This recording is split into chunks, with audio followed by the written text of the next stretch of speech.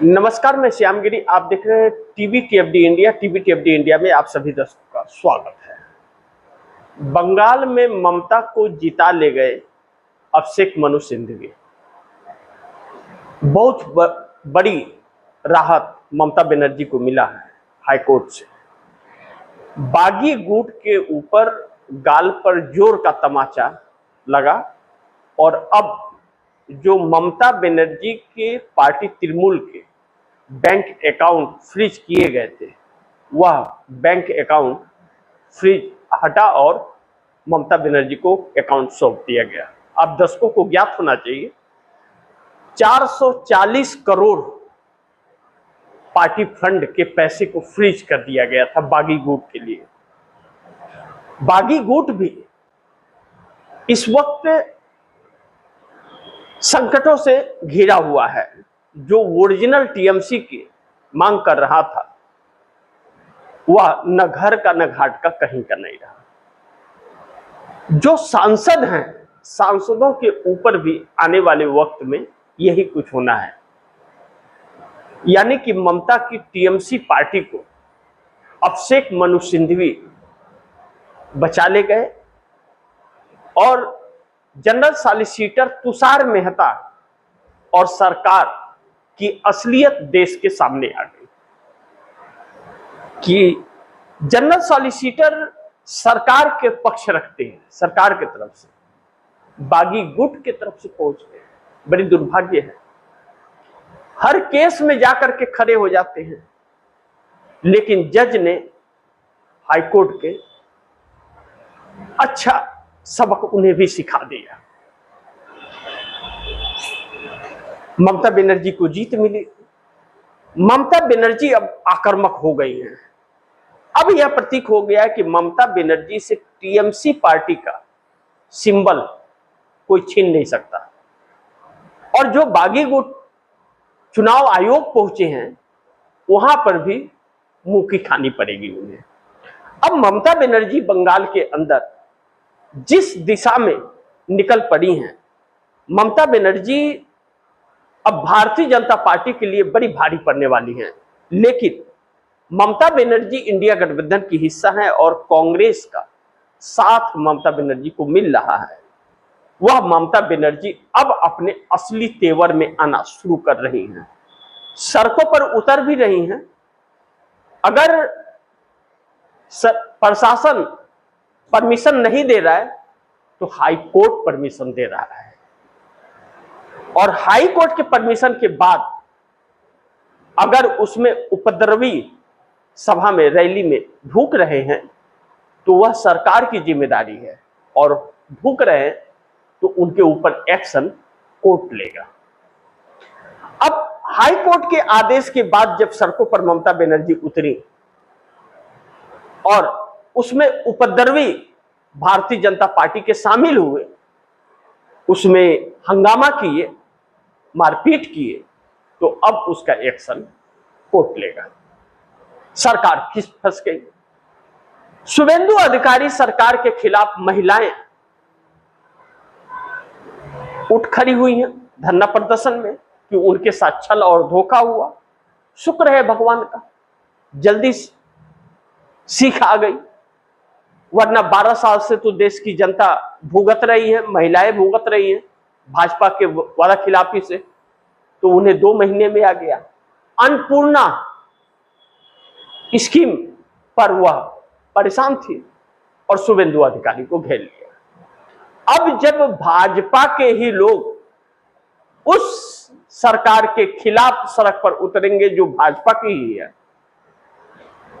तब अब असलियत पूरे बंगाल को और उन उपद्रवियों को भी पता चलेगा जो वहां पर माहौल को खराब कर रहे हैं, हवा का खराब कर रहे हैं बंगाल के।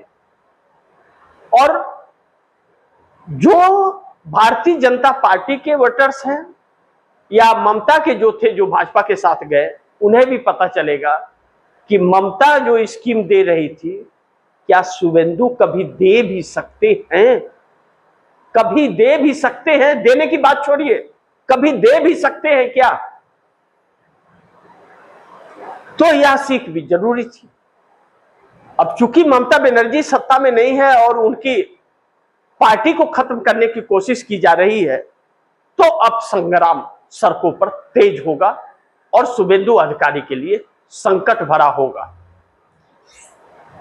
इस बीच बिहार के अंदर परिस्थितियां और हालात बदलते जा रहे हैं। नीतीश कुमार अपनी सक्रियता दिखा रहे हैं और सम्राट चौधरी सरकार धीरे धीरे कछुए की चाल आगे चलती जा रही है। कभी कहा जाता है कि नीतीश कुमार बैठक कर रहे हैं, बड़े फैसले लेने वाले हैं, सम्राट चौधरी की सरकार संकट में पड़ी, लेकिन सम्राट चौधरी चल रहे हैं धीरे धीरे।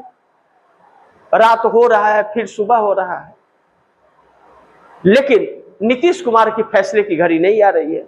लेकिन अब लगता है कि नीतीश के फैसले का वक्त आ गया है, क्योंकि अब मोदी सरकार के खिलाफ देश की जनता हो रही है।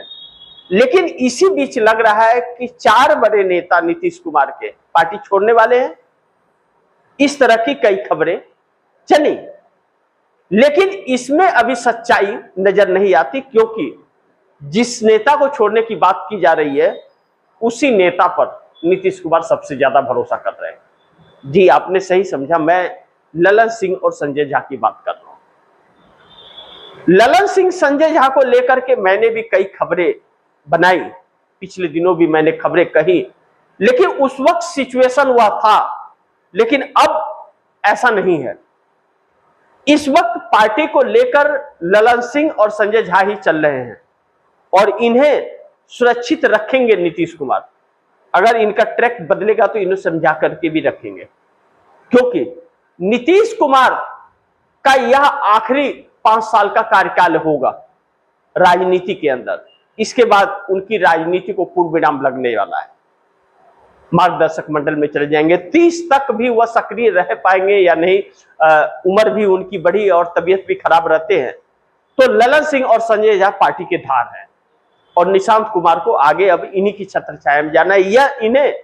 यह नीतीश को देखना पड़ेगा कि यह क्या जेडीयू को संभाल पाएंगे या नहीं पाएंगे, तो फिर और कोई नजर नहीं आता। विजय चौधरी और विजेंद्र यादव जो डिप्टी सीएम है, वह भी अपने उम्र के पड़ाव पर ही है।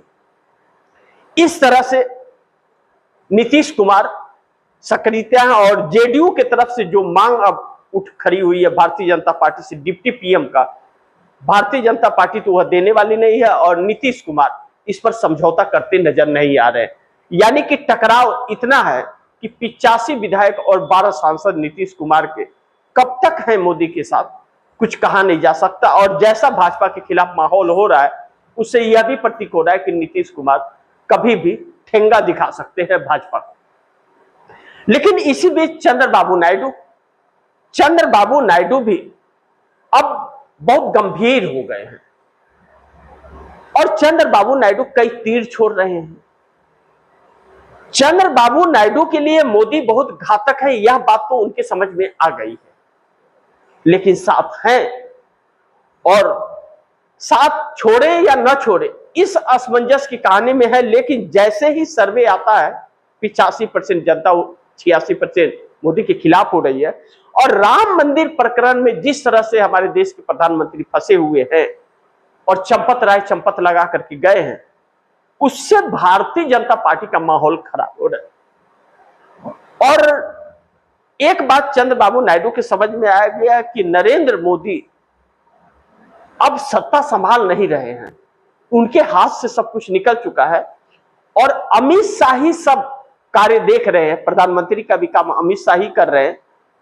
नरेंद्र मोदी तो सिर्फ मुखौटा हैं और अमित शाह भरोसे के व्यक्ति नहीं है। भरोसे के व्यक्ति तो नरेंद्र मोदी तिनके के बराबर भी नहीं है, लेकिन अमित शाह तो बिल्कुल भी नहीं है।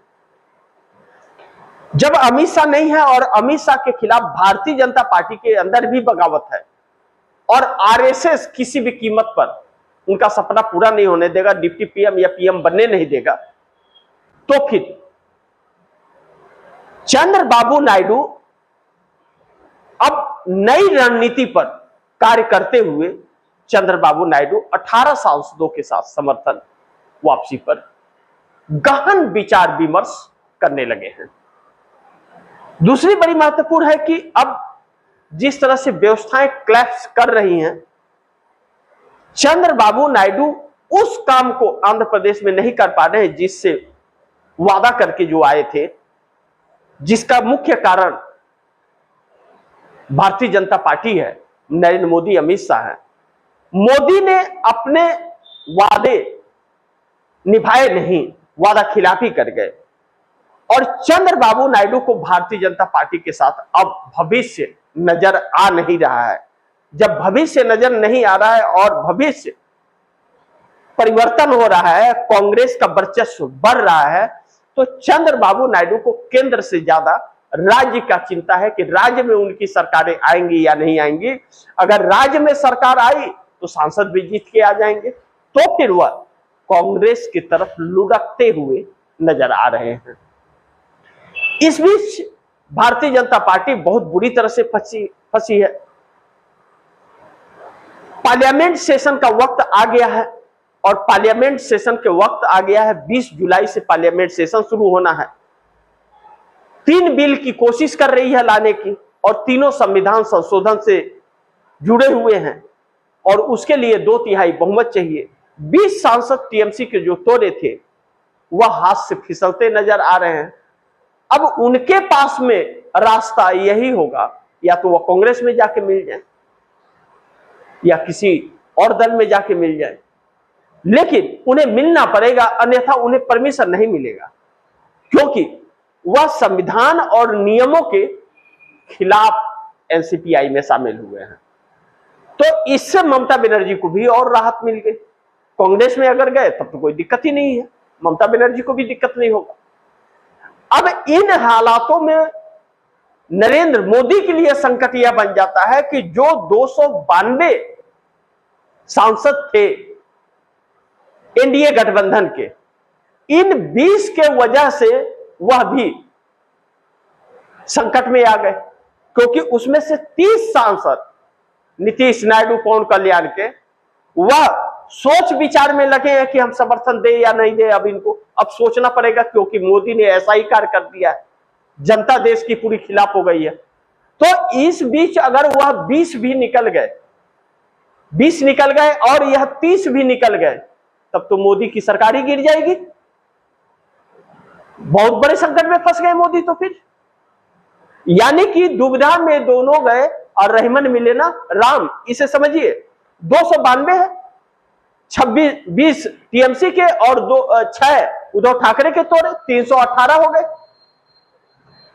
अब यह 318 हो गए और 20 इनके साथ आ नहीं पा रहे हैं, क्योंकि उनको मान्यता नहीं मिल पा रही है, और 30 एनडीए के जो थे 292 में वह छोड़ के चले जाते हैं। तो हो गया ना, 50 तो गायब हो गए। 50 गायब हो गए तो 268 पे आ गए, 4 बहुमत से आंकड़े से कम हो गए, तब तो सरकार ही गिर गई, यानी कि उल्टा पड़ गया। अब तो